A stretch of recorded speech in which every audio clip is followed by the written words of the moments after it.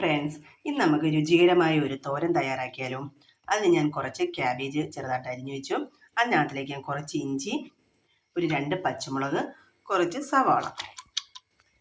ഈ തോരൻ എളുപ്പം തയ്യാറാക്കാം. ഇതെല്ലാവരും തയ്യാറാക്കുന്നതാണ്. എന്നാലും ഇതിനകത്തിന് വെറൈറ്റി ആയിട്ടൊരു സാധനം ചേർക്കുന്നുണ്ട്. അതാണ് ഇതിൻ്റെ ടേസ്റ്റ്.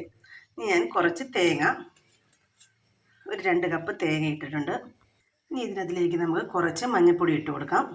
ഇനി നമുക്ക് ഇതിനകത്തിലേക്ക് കുറച്ച് ഉപ്പും കൂടി ഇട്ട് കൊടുക്കാം. ഇനി നമുക്കിത് കൈകൊണ്ട് നല്ലതുപോലെ ഒന്ന് തിരുമ്മിയെടുക്കാം. എല്ലാം നല്ലതുപോലെ തിരുമ്മി എടുത്ത് വെച്ചിട്ടുണ്ട്. ഇനി നമുക്ക് കടുക് വറക്കാം. ഇനി ഒരു ചീനിച്ചട്ടി എടുത്ത് വെച്ചു. അതിലേക്ക് നമുക്ക് 2 സ്പൂൺ വെളിച്ചെണ്ണ ഒഴിച്ച് കുറച്ച് കടുക് ഇട്ട് കൊടുക്കാം.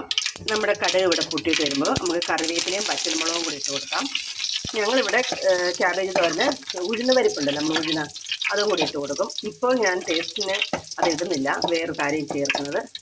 അതുകൊണ്ട് ഇനി നമുക്ക് ഇതിനകത്തിലേക്ക് നമ്മുടെ തോരനിട്ട് കൊടുക്കാം. ഇനി നമുക്കിത് നല്ലതുപോലെ ഇളക്കി കൊടുക്കാം. ഇനിയാണ് നമ്മുടെ ടേസ്റ്റ് ചേർക്കാനായി ഞാൻ കുറച്ച് ഉണക്ക കൊഞ്ച് കഴുകി ഇത് വറുത്ത് കഴുകി വൃത്തിയാക്കിയതാണ്. ഇനി നമുക്കിത് ഇട്ട് കൊടുക്കാം. ഇനി ഇതൊന്ന് അടച്ച് വെച്ച് 2 മിനിറ്റ് നമുക്കൊന്ന് വേവിക്കാം.